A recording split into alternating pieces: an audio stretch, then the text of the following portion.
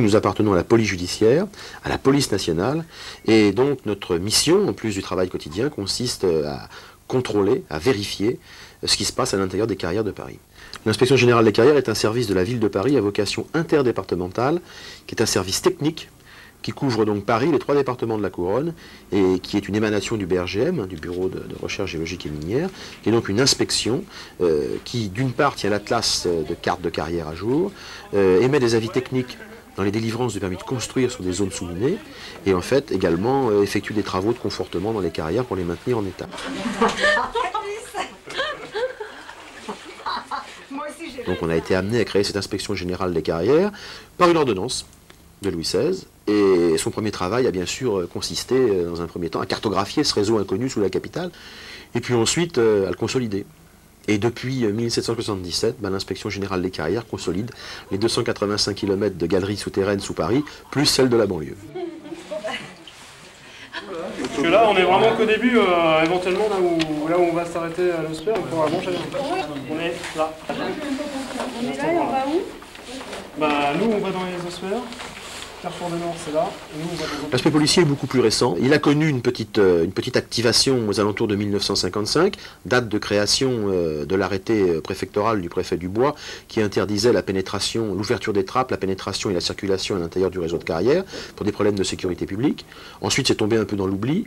Il a reconnu de nouveau une certaine activité à l'époque de l'OAS. On a craint, comment dirais-je, que les attentats soient commis par les carrières, parce qu'il faut dire qu'à l'époque, la perméabilité des carrières était beaucoup plus importante que maintenant, et on pouvait accéder à des tas de bâtiments officiels par les carrières, ce qui n'est plus le cas maintenant. Et puis, c'est tombé encore une nouvelle fois dans l'oubli, et ma foi, nous avons réactivé en fait cette police souterraine aux alentours de 79-80, parce qu'on commençait à avoir des problèmes de fréquentation clandestine. Allez-y à Montparnasse, c'est pas grand-chose.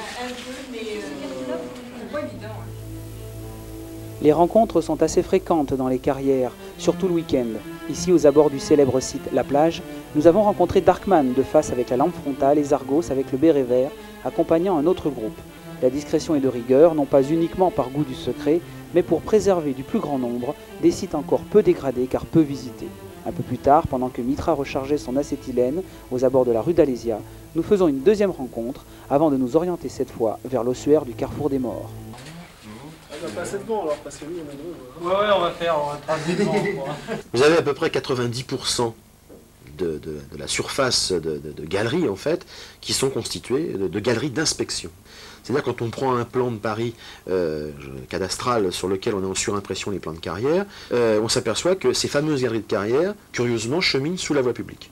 Pourquoi? Parce qu'on a aménagé des galeries de visite d'ouvrages en dessous les chemins publics et les établissements publics. Des galeries de contrôle, de visite. Par contre, on a à peu près une dizaine de pourcents de la surface de carrière qui est utilisée qui est occupée par des salles. Ces salles proviennent en fait des anciennes carrières. Pour s'imaginer ce qu'étaient les carrières au XVIIIe, avant le commencement de l'inspection générale des carrières, eh bien c'était une succession de salles qui communiquaient plus ou moins ensemble, qui étaient plus ou moins bourrées et surtout très abandonnées et en très mauvais état. Alors que maintenant, on a un réseau labyrinthique de visites, d'inspection d'ouvrages. Les catacombes, on les appelle comme ça, ma foi, par analogie avec celles de Rome, mais ça n'a absolument rien à voir. À Rome, c'est un lieu de sépulture ancien. Les catacombes, en fait, ne sont qu'un ossuaire municipal. C'est un musée, maintenant, qui est rattaché au musée Carnavalet. Là, mais il y a des os partout.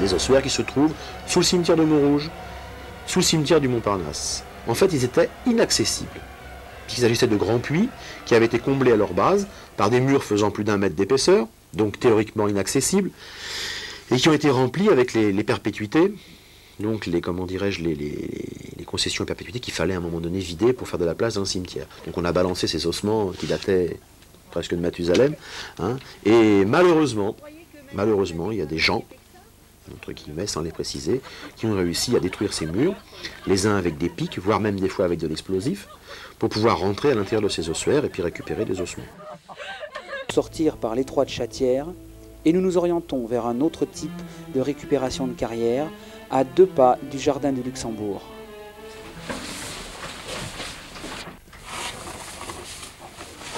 Ça remonte à quand? Ça remonte au moment de la Révolution. On a connu le premier qui s'appelait Philibert Asper, qui était donc le portier du Val-de-Grâce, en 1793. C'est le fantôme des carrières. En ce sens que ce brave garçon, qui avait l'air d'être très intéressé, voilà, un prisonnier, il est mort de sa cupidité. Puisqu'il a voulu descendre sous les Chartreux, et bon, historiquement c'est une erreur, parce qu'il y avait belle lurette que les Chartreux avaient été évacués, et qu'on fabriquait à cet endroit-là des canons et des pièces d'artillerie. Enfin, il a pensé qu'en s'aventurant via le Val-de-Grâce, puisque tout communiquait d'une manière complètement différente du plan actuel, il a pensé que, ma foi, il pouvait éventuellement tomber sur la réserve de spiritueux des Chartreux, ou éventuellement sur le trésor. Tout ce qu'il a trouvé, c'est la mort. Il a été retrouvé 11 ans après, bon, et puis les ossements ont été mis je ne sais où, et on a fait à cet endroit-là une petite stèle, qui correspond, que tous les cataphiles connaissent, donc à la mémoire de Philibert Asper. Donc vous voyez que c'est pas d'aujourd'hui. Et depuis cette époque-là, le phénomène a toujours... s'est toujours propagé. La plus maigre, qu'est-ce que tu racontes? Ah ouais, non, mais c'est pas une question de maigreur, c'est une question de souplesse. Merci. Ah ouais, c'est là que je l'ai pris. Non, non.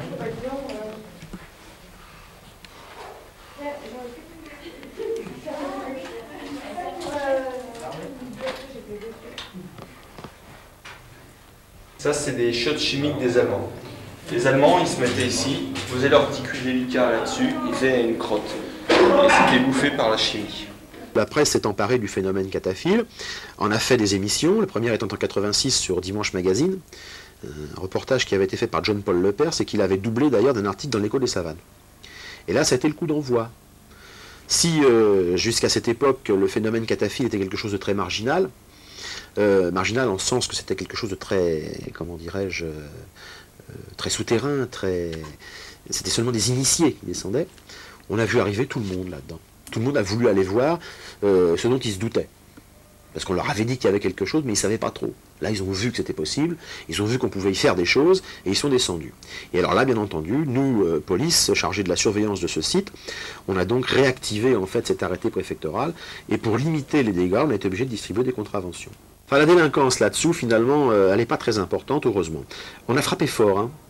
On a frappé fort il y a quelques années, parce que justement, ça commençait à devenir un champ clos à l'intérieur.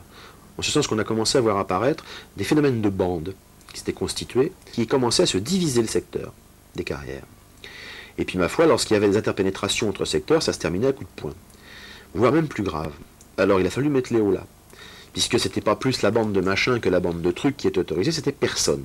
Donc on a fait des opérations à l'intérieur, on a verbalisé des gens, on a établi des procédures judiciaires à l'encontre de gens qui avaient commis des délits, que ce soit des vols commis avec violence, des viols, des agressions physiques. Donc la période face, ça a été 88.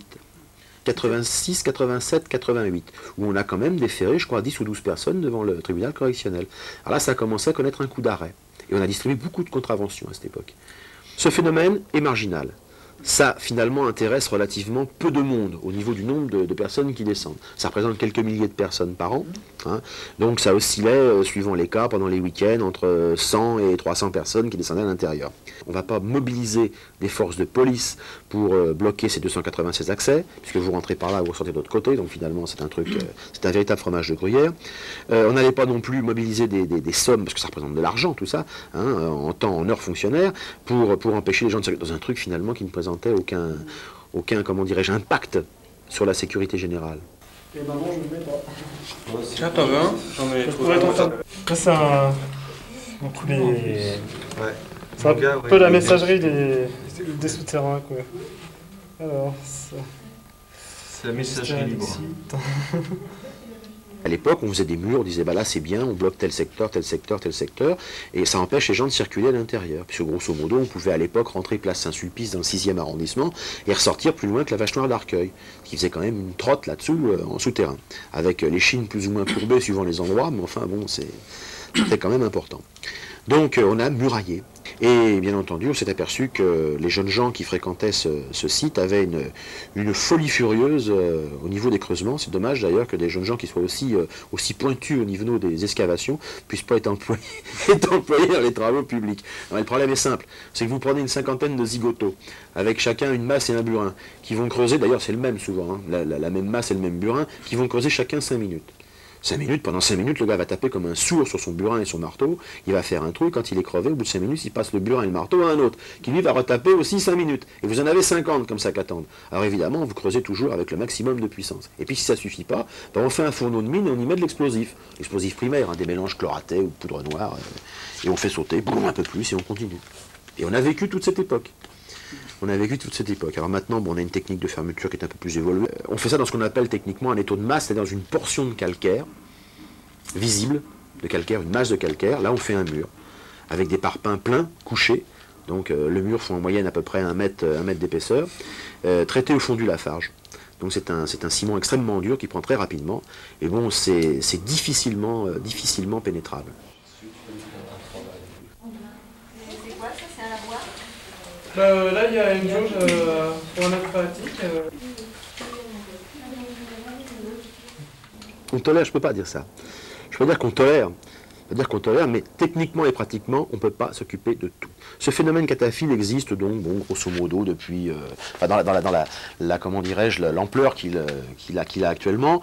Hein, bon, depuis, on est en 95, donc depuis une petite dizaine d'années. Nous, police, qu'est-ce qu'on peut faire? Il y a 2 possibilités. Ou bien, on éradique le phénomène. C'est-à-dire qu'on va mettre des flics avec un car à côté de chaque accès, et tous les gens qui vont rentrer dedans, on va les coincer, ou on va les empêcher, les dissuader de rentrer, bon. Et puis on va bourrer, injecter tous les trucs avec du béton, conserver les accès verrouillés avec des systèmes de verrous spéciaux, etc. C'est possible, ça va coûter très cher, pourquoi? Pour protéger les galeries. Ce phénomène, ma foi, il est marginal, il a un impact relativement peu important sur la sécurité publique, tant que ce sont des jeunes qui se promènent à l'intérieur et qui courent à l'aventure. Donc il faut faire quoi? Ben, il faut le pénétrer, ce phénomène. Il faut le pénétrer, c'est-à-dire qu'il faut savoir qui descend, pourquoi il descend, et ce qu'il y fait. Et à partir de ce moment-là, on connaît les gens. On les connaît. Ils nous connaissent très bien. On a d'excellents rapports avec les cataphiles. Ils nous connaissent très bien, puisqu'ils nous appellent systématiquement par notre nom. Ils nous connaissent. Ils nous connaissent. Et à partir de ce moment-là, où finalement il y a une relation qui s'est établie entre eux et nous, ça se passe très bien. Et on a une espèce d'autopolice, en fait, d'autodiscipline de la part des cataphiles, qui n'hésitent pas, parce qu'il n'y a pas d'autre mot, à balancer les mecs qui viennent faire le bordel dans les carrières. Le seul danger, si je puis dire, étant éventuellement de tomber sur la brigade de contrôle des carrières de la ville de Paris, dont la motivation est complètement différente. Eux, leur motivation, c'est d'empêcher les gens de descendre à l'intérieur et de les verbaliser. Or qu'en fait, nous, la démarche qu'on adopte, c'est d'arriver à connaître ces gens-là, savoir ce qu'ils y font, savoir en fait quelle est la planche pourrie qui descend là-dedans, de façon à pouvoir la mettre sur le côté. Bien. Et puis en même temps, au travers de cette connaissance de ce microcosme, on recherche systématiquement à obtenir les numéros de téléphone et les surnoms des gens. C'est pas dans un but en fait purement inquisitoire, le savoir que machin, ces trucs, on s'en fout. Ce qu'on veut, c'est quand on nous réveille à 1h du matin, dans la nuit de dimanche à lundi, vous savez, celle où on profite la fin du week-end pour roupiller comme il faut, qu'on ne soit pas, en fait, on nous dit, ben voilà, bonjour, c'est l'état-major des pompiers, on nous signale une personne égarée en carrière, à la porte est apparue chez elle depuis 2 jours, bon, alors on a un questionnaire qui est tout prêt, je vous montrerai tout à l'heure, et on déclenche ce qu'on appelle le plan ORCA, Organisation des recherches en carrière, donc qui est un plan qui est prévu à l'avance, qui met en œuvre, si le plan est déclenché complètement, 178 personnes, c'est-à-dire 180 personnes. Il y a un truc énorme, très lourd et énorme. Seulement, le déclenchement de ce plan de 180 personnes, il n'a jamais été fait hein, jusqu'à présent, il existe sur le papier, on l'a toujours déclenché en partiel, avec des effectifs moins importants. On peut normalement investir et visiter l'ensemble du réseau de carrière en 1 heure. Et on a une manière en fait d'aborder ce problème de fréquentation clandestine qui est complètement différente en fait d'une police normale. Les gens nous connaissent, bon, ils nous craignent pas trop. Bon, écoutez, à ma connaissance, ça fait donc maintenant un certain nombre de temps qu'on s'occupe de ça. En ce qui me concerne, je n'ai jamais eu d'incident à l'intérieur. On n'a jamais eu de bagarre. On n'a jamais eu en fait à employer la force vis-à-vis de... Bon, de temps en temps, il a fallu passer les menottes à des types qui étaient fins sous et puis qui ne voulaient pas venir parce qu'ils avaient fait des conneries. Mais bon, ça n'a jamais été un affrontement qu'on peut connaître ailleurs. Puis en plus, bon, l'exiguïté du lieu fait que finalement, on passe à un front. Alors... Normalement, je dis bien normalement, on verbalise à tous les coups. Mais, en réalité, la première fois, on ne verbalise pas. On leur dit, c'est interdit. Ah ben je savais pas, alors qu'en fait tout le monde le sait. Mais bon, on s'en fout. On s'en fout. C'est bon. Attention à la tête, Chantal. Hein?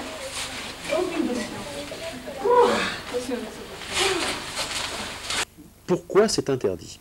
D'une part, parce que ça peut être dangereux. On ne peut pas exclure complètement un effondrement.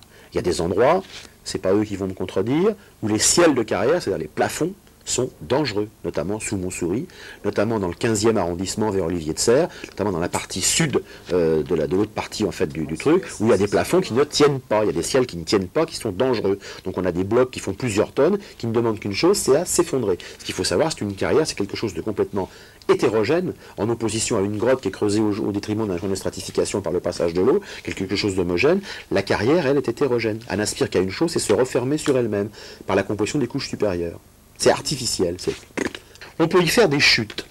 Et là, il y a des exemples tragiques. Et tragiques. En effet, on a des puits de service sans échelon dans lesquels on descend en rappel. On n'est jamais à l'abri d'un problème de chute d'agrès, d'une rupture de, comment dirais-je, de corde, d'une rupture de mousqueton, c'est beaucoup plus rare, d'une rupture de piton. Surtout que finalement, les manières d'accrocher les cordes à l'intérieur des puits ou même à l'extérieur, bon, des fois, sont un peu aléatoires. Le hasard veut qu'à la remontée ou à la descente, à la remontée d'ailleurs souvent parce que les gars ont un petit coup dans le museau, ils loupent un échelon. Si c'est le premier, c'est pas grave, mais si c'est le dernier, c'est dramatique. Le risque d'inondation du réseau ne peut pas être exclu complètement. En ce sens que, bon, il y a l'épée de Damoclès au-dessus du réseau de carrières de Paris, en ce qui concerne le grand réseau, qui est le réservoir de Montsouris. Il y a 200 000 m3 de flotte sur 2 niveaux. Hein. L'eau sale, l'eau de Seine étant au niveau inférieur, et l'eau propre de consommation potable étant au niveau supérieur. Ça a cédé, il y a un peu plus de 100 ans, lorsque ça a été fini, tout le réseau était noyé. Bon, ça ne peut pas se reproduire, disait le directeur général de l'EDF il y a quelques années, en disant que la panne de New York ne pouvait pas se produire à Paris et en France. Il a été viré parce que ça s'est produit. Il a été privé de lumière pendant 6 heures. Il y a même des endroits qui sont dangereux, mortels. Il y a des endroits, dans le 80, notamment vers la closerie des Lilas, où l'atmosphère de la carrière est mortelle. Il n'y a aucun problème. Vous descendez dans le puits, vous ne remontez pas, ça c'est sûr. Parce que non seulement il y a 6% d'oxygène, mais il y a je ne sais plus combien de pourcents de gaz carbonique. Plus encore de 3 saloperies qui traînent. C'est mortel, c'est immédiat, c'est foudroyant.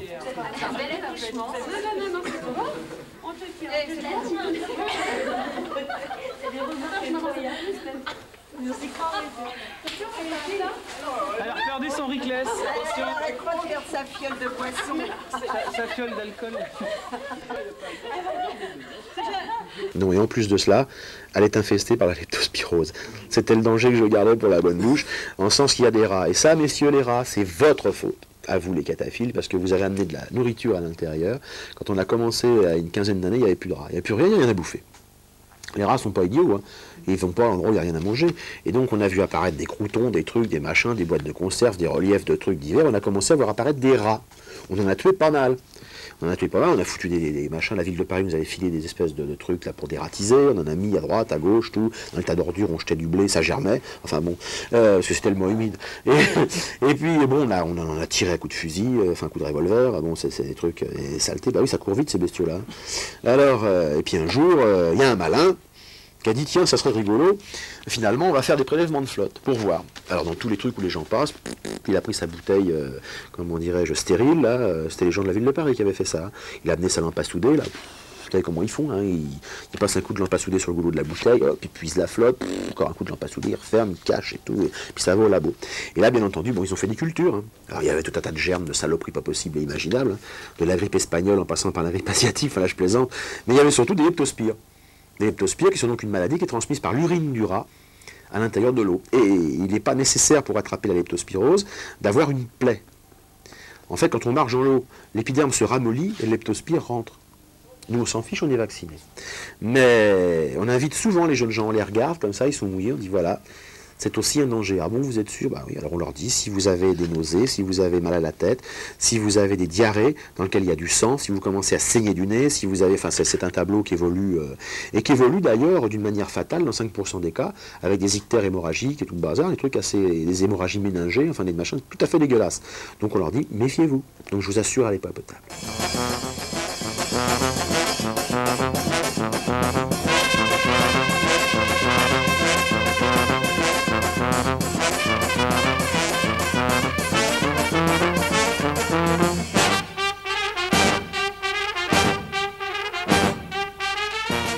On risque de s'y faire agresser, et ça arrive. Ça arrive rarement, mais enfin, ça arrive.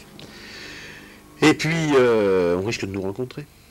Si on a affaire à des gens corrects, normaux, qui savent nous exposer avec clarté les raisons pour lesquelles ils sont là-dedans, en disant oui, mais moi je suis en train de faire un truc, je fais des photos, je fais ci, je fais ça.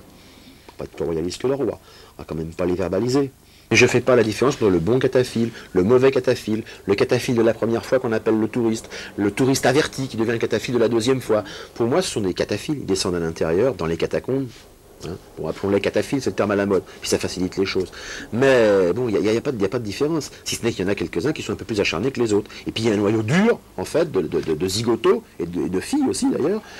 Si on les prive de leur carrière, à mon avis, ils ont des problèmes. Ils ont des problèmes, ils sont mal dans leur tête et tout, et quand on voit ces gens-là, quand on les regarde bien, parce que vous savez que le policier a quand même une certaine connaissance de la personne humaine, malgré tout, pour des tas de raisons, surtout que moi, je suis responsable d'un groupe criminel, donc je vois passer quand même des drôles de gens.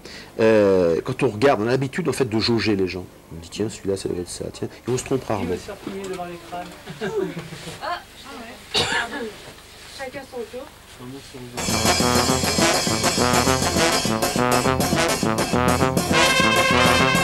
Le cabinet minéralogique, site incontournable, créé par les carriers avec cet escalier caractéristique à vocation géologique. À cet instant, il est environ 4 heures du matin et la fatigue se fait sentir dans le groupe. Enfin, lorsqu'on discute avec les gens, lorsqu'on les entreprend un petit peu, bon, bah, on voit... Et il y a quelque chose. Ils ont un problème. Un problème peut-être métaphysique, j'en sais rien, mais ils ont un problème. Parce que c'est sûr qu'il n'est pas normal qu'un des jeunes gens normalement constitués, en pleine possession de leurs moyens, aillent passer en fait des week-ends complets dans des salles enfumées, privées de la lumière. Alors d'aucuns vous font des grandes discussions philosophiques, que c'est le retour en fait à la maman. Je pense qu'il ne faut peut-être pas aller jusque-là quand même. Ouais. Mais enfin, la démarche du gars le type qui va descendre là-dedans pour faire des photographies, pour relever un plan, pour emmener les amis pour faire visiter quelque chose, qui va s'intéresser à l'histoire du Paris souterrain, bon, il y a une motivation, il y a quelque chose. Alors qu'il va crapahuter là-dedans, parce que le gars est spéléologue, donc il se retrouve dans un milieu souterrain, il va faire de l'orientation, il va faire ceci, il va faire cela, du relevé topo pour se faire la main, il y a quelque chose. Mais le type qui descend avec sa caisse de bibine et ses percussions, et puis toute la nuit, comme certains que je connais, il tape là-dedans, quand il a fini de taper, hop, il débouche une bière, il la boit, et hop, il recommence. Bon, bah, il est gentil. Ah, c'est sûr, il ne gêne pas les voisins. Ah, on a eu, hein. Ils sont morts tous les trois, d'ailleurs, entre parenthèses, il n'y a pas tellement longtemps, c'est au mois de mars cette année. Hein, il y avait une secte luciférienne, on va pas rentrer dans les détails, ça se passait, ils habitaient Kremlin-Bicêtre, ces gens-là. Hein, c'était, comment ça s'appelle, Wicca International. Bon, apparemment, le mec s'est foutu en l'air avec ses 2 nanas. Mais ça existe. Chaque année, à chaque fin de promotion, l'école des mines descend avec une personnalité et ils font une fresque avec. Donc là, notamment, c'était avec Nicole Garcia. Il marque toujours le nom de la personnalité. On est tombé au moment où des jeunes agressaient d'autres jeunes. Alors bon, les types avaient été plaqués le long du mur, ils commençaient à leur faire les poches et tout, puis là ils ont vu ces gens qui ne sont pas habillés comme les autres, puis que surtout un éclairage qui n'est pas comme les autres. Parce que ces éclairages de casque là, bon, il y en a pas mal qui en ont, mais enfin c'est spécial quand on voit les têtes là, tous les éclairages à la même hauteur, c'est curieux, tout qui éclaire tout à peu près tout de la même puissance. Alors les gars renissent tout de suite que c'est des flics. Alors donc, à la fois quand ils ont vu ça, merde, les keufs, alors la courette, et donc moi aussi j'ai des jeunes inspecteurs qui courent très vite. Hein. Alors bon, ça a cavalé à l'intérieur de ce réseau. Et puis donc ils sont arrivés dans l'eau. Et là c'est amusant parce qu'il y en avait un qui avait une combinaison blanche. Et genre tissu non tissé, là, comme on fait maintenant, là, cette espèce de truc pour faire de la peinture et tout ça. Et là, sur le coup, il a marché dans l'eau, il a eu de l'eau à la ceinture, il a eu de l'eau presque au ventre. Puis là, bah, qu'est-ce qu'il a fait? Il a pris une apnée et plouf, il a plongé. Et alors, le collègue qui est arrivé sur lui, il voyait, parce que l'eau était très claire, il voyait le mec sous la flotte en train de faire la brasse, consciencieusement, à 20 cm sous la surface et tout. Bah, il a regardé, il l'a attrapé par un abattis, puis il l'a ressorti de l'eau, quoi. Alors, on l'a traîné une partie de la soirée, parce que la ronde commençait, donc on l'a traîné une partie de la soirée, il a eu le temps de sécher, quoi. Par contre, ce qui arrive souvent, c'est qu'il y a des gens qui s'enfuient. Bon, ils n'ont pas de casque, ils n'ont pas de frontal. Parfois, ils n'ont pas de lumière. Enfin, des fois, ils ont une lumière, mais bon, c'est mieux d'avoir une lumière sur la tête et puis d'avoir ses 2 mains pour pouvoir se rééquilibrer sur les murs. Et parfois, il y a des gens qui se font des sales bosses. Que de fresques, abri des feuillantines, bunker allemand, salle Marie-Rose, le cellier, salle des dinosaures, le Val-de-Grâce, salle égyptienne, salle Z. Voici quelques fresques caractéristiques du réseau avant de retrouver le chemin du retour et de courber les chines sous le réservoir Montsouris. Donc à la limite, le fait qu'il y ait des gens qui circulent dans les carrières, à l'intérieur de ces carrières, rend ce sous-sol un peu transparent. Pourquoi? Parce qu'il est difficile d'y avoir une activité clandestine à l'intérieur. Parce que si vous stockez, je sais pas, si vous voulez faire sauter la rue de Vaugirard devant l'entrée du Sénat, d'abord il va falloir foutre un mur en l'air, dans lequel il y a des alarmes. Ensuite vous allez vous retrouver devant une porte blindée, qui elle aussi est alarmée. Et puis quand vous aurez fait sauter ces trucs-là, il va falloir acheminer au bas mot 500 kg d'explosifs. Parce qu'en fonction de l'épaisseur du bouchon qu'il y a au-dessus, si vous voulez faire un grand trou dans la terre, il va falloir amener quelques caisses. Or, 500 kg d'explosifs, c'est pas 2 bâtons de dynamite. C'est lourd, c'est encombrant. Et vous avez des chances de rencontrer ces jeunes gens, qui sont extrêmement malins. Parce que comme ils ont peur de rencontrer la police et de se faire contrôler, quand ils entendent du bruit, ils se cachent. Et ils verront qui passe. Et si effectivement ils voient des gens enturbanés qui se trimballent avec des grosses caisses sur lesquelles il y a marqué dangereux explosif, ils vont quand même s'interroger. Ils vont quand même s'interroger. Une bête préhistorique. Et ce qui est très amusant, c'est que des fois, effectivement, on a vu jaillir comme un diable d'une boîte au coin d'une galerie, un zigoto qui nous braquait sa lampe dans la figure en disant « c'est la police ». Et puis, bien entendu, sa lampe descendait, puis crac, il accrochait ou le pétard ou l'écusson, il disait « merde ». Alors, à ce moment-là, c'était bon, ça fait partie du truc comique, en fait, en soi, parce que c'est pas méchant.